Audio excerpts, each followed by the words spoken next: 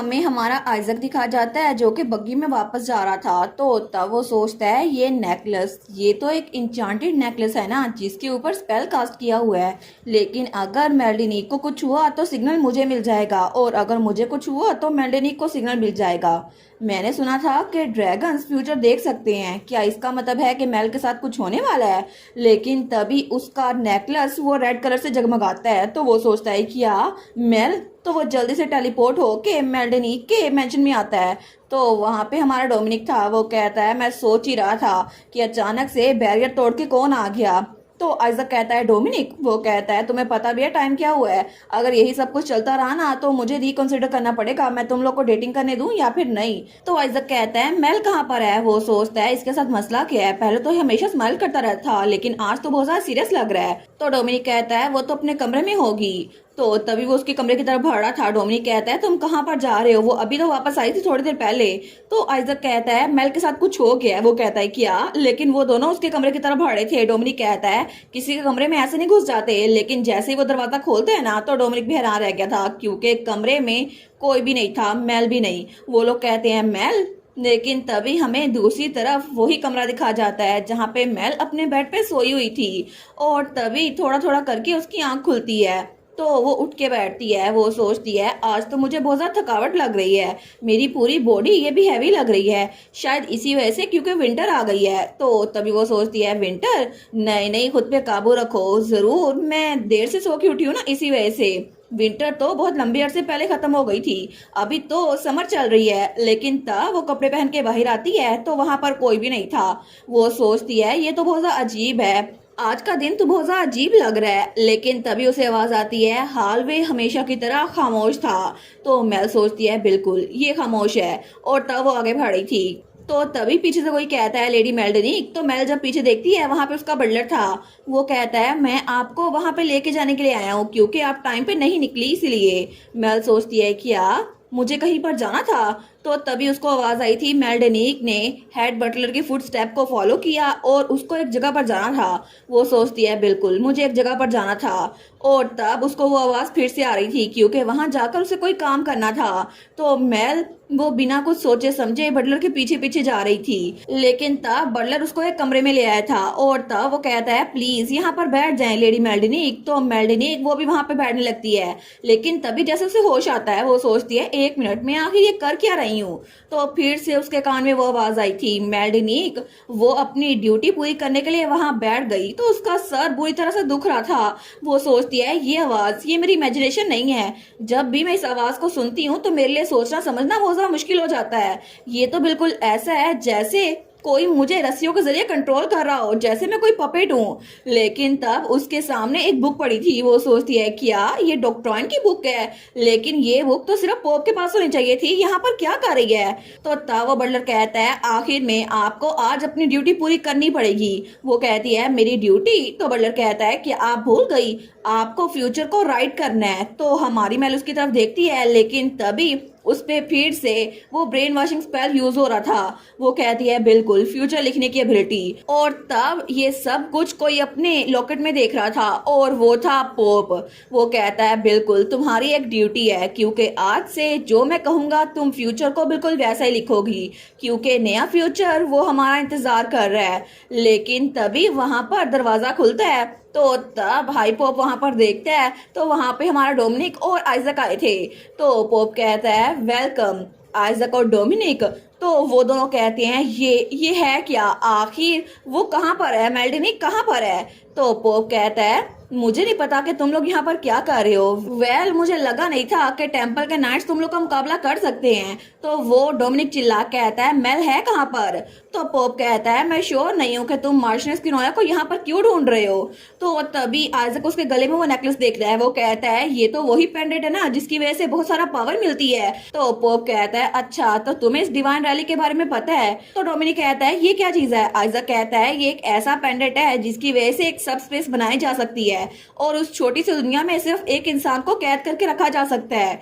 लेकिन इसका मतलब है कि मेल इस पेंडेंट के अंदर है, और अगर ये डिवाइन पावर है तो डोमिनिक डोमिनिक और डैनी दोनों इस बारे में कुछ नहीं कर सकते।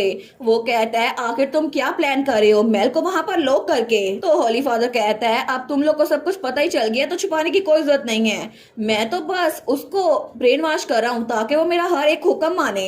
और होली फादर कहता है यहाँ तक कि उसका दिमाग में बिल्कुल ब्रेक हो जाए। तो डोमिनिक कहता है कि यार तुम उसका माइंड ब्रेक करना चाहते हो। तो होली फादर कहता है अगर तुम्हें ज्यादा ही फिक्र हो रही है तो तुम इसको देखते क्यों नहीं। तो वहाँ पे मेल उस बुक को खोल के उस पे कुछ लिख रही थी। तो वो चिल्ला कहता है मेल, लेकिन डोमिनिक को तो बड़ा गुस्सा आया था। वो कहता है मैं तुम्हें छोड़ूंगा नहीं। तो आइजैक उसको रोकता है। वो कहता है नहीं डोमिनिक, अभी के लिए ये होली फादर ये उस वर्ल्ड को कंट्रोल कर रहा है, अगर इसने चाहा तो मेल को कुछ भी हो सकता है। तो डोमिनिक कहता है तो फिर हम लोग क्या करने वाले हैं, क्या हम यहाँ बैठ के इससे बातें करें। लेकिन तभी आइजैक वो अपना मैजिक सर्कल वहां पर बनाता है। वो कहता है बिल्कुल भी नहीं, क्योंकि मैं तो किसी भी सूरत में मेल को इसके पास रुकने नहीं दूंगा और मैं इसको खुद ही हराऊंगा। तो तब वो भी वहां पर होली सर्कल बनाता है। वो कहता है सच में आई सपोज तुम लोगों के साथ डील करना इतना भी आसान नहीं था। और तभी दोनों की फाइट शुरू होती है और दोनों की फाइट बड़ी शानदार चल रही थी। लेकिन दूसरी तरफ हमें उस पैड्रेट के अंदर का सीन दिखा जाता है जहाँ पे मेल बैठी हुई थी। तो वो बटलर उसके कंधे पे हाथ रखते हुए कहता है आखिर आप इतनी हेसिडेंट क्यों हो रही हैं, पहले की तरह ये आपका चांस है कि आप फ्यूचर को लिख सके जिसमें कोई मिसफॉर्चून ना हो। और तब मेल्डिनिक को अपनी पुरानी लाइफ याद आती है जब वो एक छोटी बच्ची थी और वो झूले पे बैठी हुई थी, लेकिन कुछ बच्चे उसके पास खड़े बातें कर रहे थे। ये तो जे है ना, वही जो ऑर्फनेज में रहती है। मैंने सुना था कि इसके घर में तो खाने के लिए कुछ भी नहीं है और ये तो राइस भी अफोर्ड नहीं कर पाती और ये मट्टी खाती है। दूसरी कहती है सच में मुझे लगा था कि मुझे इसके साथ नहीं रहना चाहिए।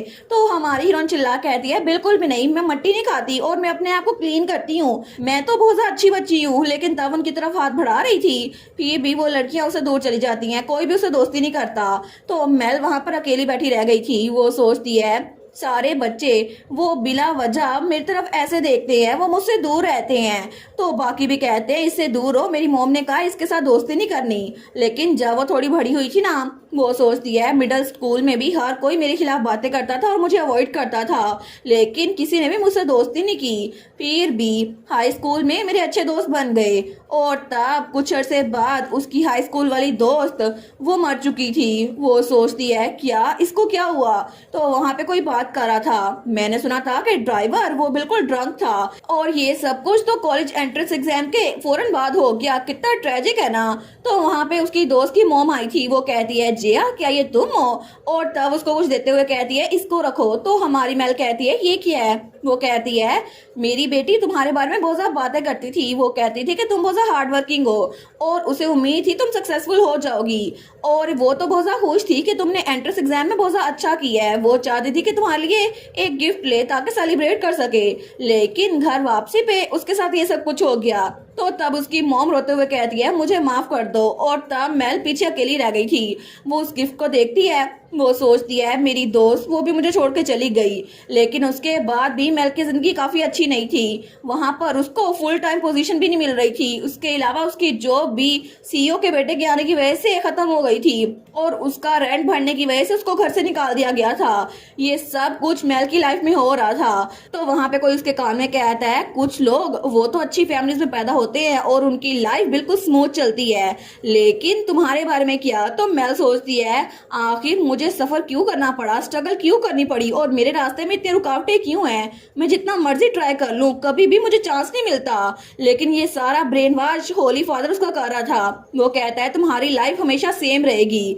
तो वो उसको बार बार वर्गला रहा था। वो कहता है अगर तुम चाहो तो अपना फ्यूचर फिर से अच्छा लिख सकती हो और तुम अब अपना करैक्टर खुद अच्छा बना सकती हो। तुम्हें स्पोर्टिंग करैक्टर बनने की कोई जरूरत नहीं है, तुम्हें दूसरों को खुश रखने की भी कोई जरूरत नहीं है। चाहे कुछ भी हो जाए कोई भी तुम्हारी एफर्ट्स की फिक्र नहीं करता, लेकिन यहाँ पर ये डिफरेंट है। इस कमरे में कोई दर्द नहीं है, कोई हैप्पीनेस नहीं है, बस पीस है। अगर तुम्हें करना है तो तुम्हें ये लिखना होगा, वही फ्यूचर जो मैं कमांड करूंगा तुम्हें वो लिखना होगा। एटलीस्ट इस तरह तुम्हें और सफर नहीं करना पड़ेगा। तो मेल उसकी बात मान रही थी, लेकिन तभी उसका लॉकेट वो जगमगाता है और दूसरी तरफ हमारा आइजैक और होली फादर उन लोग की बहुत बुरी तरह से लड़ाई हो रही थी और तब हमारा आइजैक हार रहा था, लेकिन वो एक बार फिर से होली फादर पे वार करता है। तो होली फादर डोमिनिक और आइजैक की तरफ शूट करता है, लेकिन तब उनके सामने एक मैजिक सर्कल आ गया था जो जो कि डोमिनिक ने बनाया था और उसने अपनी तलवार भी निकाली थी। तो होली फादर कहता है सच में ये तो बोरिंग होता जा रहा है, लेकिन इसके बारे में क्या क्या मैं तुम लोग की मेल्डेनिक के हाथों ही तुम लोग की मौत ना लिखवा दूं? क्योंकि मैं उस बुक के अंदर अगर ये फ्यूचर लिखवाऊंगा तो ये सब कुछ होके रहेगा और मैं वहां पर लिखूंगा कि तुम लोग की मौत बहुत ज्यादा यादगार थी। तो आइजक और डोमिनिक को बिल्कुल अच्छा नहीं लग रहा था, तो वो कहता है इस तरह लेडी मेल्डेनिक का ब्रेन वॉशिंग वो तो कंप्लीट होने ही वाली है, तो तुम लोग को भी इसको एक्सेप्ट कर ही लेना चाहिए। और वहां दूसरी तरफ हमारी मेल वो तो उस बुक को देख रही थी, लेकिन तभी वो कहती है सीरियसली सारी चीजों में से तुम्हें मेरी सबसे बुरी मेमोरी से दिखानी थी? तो वो बटलर जो कि होली फादर का रूप था वो कहता है कैसे? तुम्हें तो अभी तक ब्रेन वॉश हो जाना चाहिए था, तुम्हारा दिमाग अभी तक खराब क्यों नहीं हुआ? तो मेल सोचती है ये नेकलेस जो मुझे डैनी ने दिया था ना, इसकी वजह से मुझे अच्छी मेमोरीज भी याद आई। और तब वो सोचती है जब मुझे वो बुरी मेमोरीज आ रही थी ना तो मेरा दिल कह रहा था सच में क्या मेरी लाइफ में सिर्फ मुसीबत ही मुसीबत थी? नहीं, बिल्कुल भी नहीं, ऐसा कुछ नहीं था। और उसे याद आता है कि जब वो छोटी थी ना तो तब वो रोते हुए अपने टीचर से कह रही थी टीचर मैं तो वहाँ बच्चों से खेलना चाहती हूँ, लेकिन ऑर्फनेज में रहने की वजह से कोई भी मुझसे खेलता नहीं है। और तब मेल रोते हुए ये सब कुछ अपने टीचर को बता रही थी। उसकी टीचर कहती है अच्छा लेकिन तुम्हारे कोट को क्या हुआ, तुमने इसको पकड़ा क्यों है? मेल कहती है मैंने पानी गिरा दिया था। तो उसकी टीचर कहती है ओ डियर ये तुम्हारे लिए बहुत ज्यादा अपसेटिंग होगा ना, क्योंकि ऑर्फनेज में रहना कोई भी शर्मिंदगी की बात नहीं है, इसमें गलती किया है। अगर उनको ये बात समझ नहीं आती तो फिर तुम अपने टीचर के साथ टाइम क्यों नहीं गुजारती? तो तब वो कहती है सच में क्या तुम्हें मैं पसंद नहीं हूँ? तो मेल कहती है नहीं नहीं ऐसा नहीं है, मुझे आप बहुत ज्यादा पसंद है, लेकिन लोग मेरा मजाक उड़ाते हैं क्योंकि मैं ऑर्फनेज में रहती हूँ। तो उसकी टीचर कहती है ऐसा नहीं चलेगा, चलो हम जाके कुछ स्नैक्स लेते हैं। तो मेल कहती है सच में आप मुझे स्नैक्स दिलाएंगी? और वो लोग एक स्टेशनरी शॉप पर आ गए थे। तो मेल कहती है मैं कुछ भी ले सकती हूँ। उसकी टीचर कहती है बिल्कुल, लेकिन वापसी में तुम्हें याद रखना होगा चाहे कोई कुछ भी कहे मैं हमेशा तुम्हारी साइड पर हूँ, जब भी तुम स्ट्रगल करी हो ना मैं हमेशा वहां पर रहूंगी। और तब वो मेल का हाथ पकड़कर वहां से लेके जा रही थी, लेकिन प्रेजेंट वाली मेल को ये सब कुछ याद आ रहा था। वो सोचती है बिल्कुल, इसके अलावा मेरे दोस्त वो भी बने थे हाई स्कूल में। जब मैं बहुत ज्यादा पढ़ा करती थी तब मेरे पास एक लड़की आई थी, उसने कहा था क्या तुमने ये सब कुछ खुद ही फिनिश किया है? वो कहती है बिल्कुल, मैं चाहती हूँ मैं अच्छे से पढूं।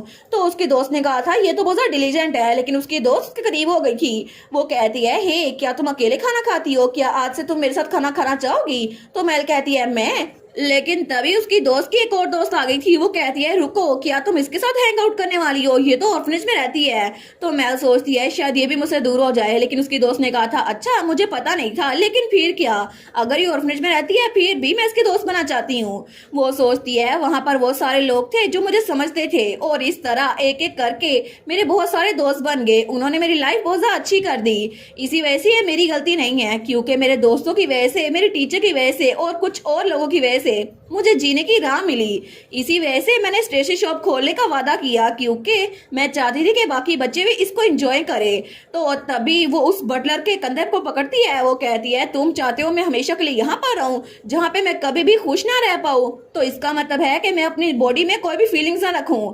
आखिर इस लाइफ का मकसद ही क्या है? और तभी जब उसका कंधा पकड़ती है ना वो कहती है मैं सब कुछ फील करना चाहती हूँ, क्योंकि जिंदा रहने का यही तो मकसद है और इसी वजह से ये लाइफ मैंने खुद ही चूज की है।